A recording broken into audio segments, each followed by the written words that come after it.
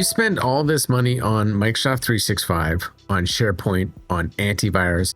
Maybe you run endpoint detection and response software, EDR software, and you think you're pretty secure because you're doing all this. And then one of your staff members goes and shares your whole company directory with somebody outside your organization. Now, it might sound far-fetched, but it's not. We've seen it a number of times. Today, we're going to go through how to properly share files externally from SharePoint. We're also going to show you some features of Microsoft 365 that let you lock down certain directories or files so they can't be downloaded or shared. Let's get into it. We did a video on the differences between SharePoint, OneDrive, and Teams, and this is going to be important to this video, so I'm going to assume that you've gone ahead and already watched that video. You'll remember from that video that OneDrive is just a subsection of SharePoint, and Teams is like a vehicle that goes through SharePoint to find what you're looking for. And all of that works really well internally for your organization. But what happens when you need to share with a contractor or a proposal with a customer? How does that work?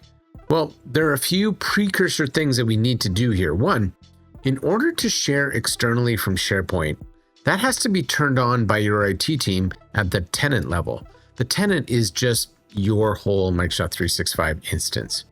There are three levers that we can use to control risk here when we're sharing externally, and they are type, permission, and lifetime.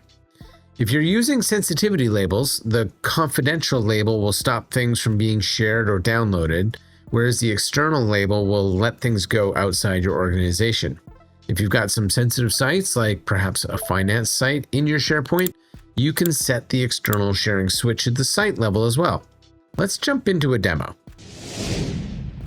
All right, let's start with the simplest use case, which is sharing from Teams. So you can see I've got my favorite demo user, Demo Gorgon, open here, and we're in a Microsoft 365 Tools YouTube training channel that we've created.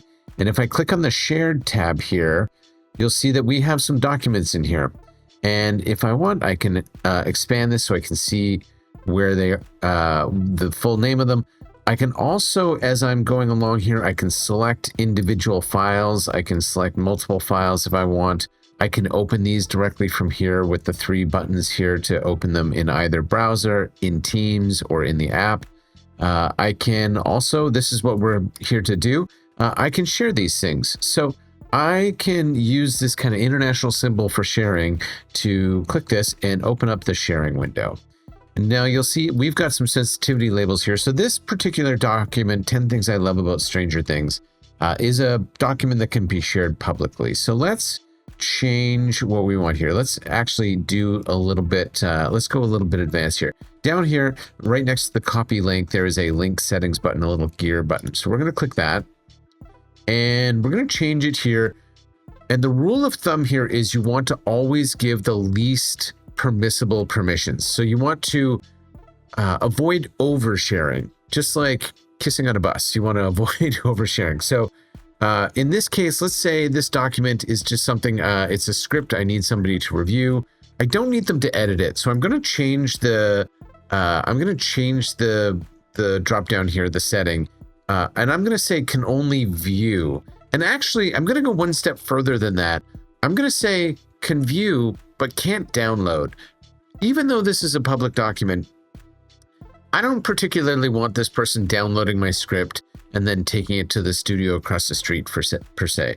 So I'm going to change it to view can't download, which gives them the right to view the document but not download it. And I'm also going to set an expiration date here. So let's give them 1 week, at which point this link is going to expire. And now I have to go back here and I have to choose who exactly we're going to allow to do this. So let's put in, so let's choose this and let's double check our permissions. We don't want that. That didn't take effect. So let's go back in here and we're going to go can't download and the 10th and apply. I didn't hit apply, that's why. So you can see we're now set for can't download. And if I send this link now, this user is going to have access to one document for a week and not be able to download that document. So that's how you would share a document externally. So here's what that looks like for the user that you shared it with.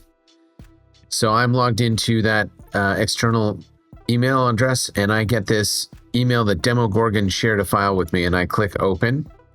And the first thing I'm going to be asked to do is verify the email address that it came to. And then it sends a code off just to double check that you are in fact the user that it was expecting. And I have the access to the document that was shared with me. And you can see here, I don't have permission to download it. I don't have permission to edit it. So I don't have a ribbon. I don't have any of that stuff. I don't have the ability to, I share it. I can only share it with people that have existing access. I can't invite anybody new. And so this is how you would work with somebody outside your organization on, in this case, a script or something. Okay, so what happens if I want to share a whole folder? Well, if I'm careful here and I take a look at some of these documents here, so let's just look at this one. If I try to share this, you'll see that this document is marked confidential. This definitely shouldn't be shared. And this document I've named super secret data stuff is also highly confidential. This one's highly confidential, so this also shouldn't be shared. So if I'm not careful here, and this is what we're definitely trying to avoid, I go back up to the documents level and I choose to share a link to the folder instead of the file. Again, we're not doing least possible permissions here. So if I were not careful and I chose, I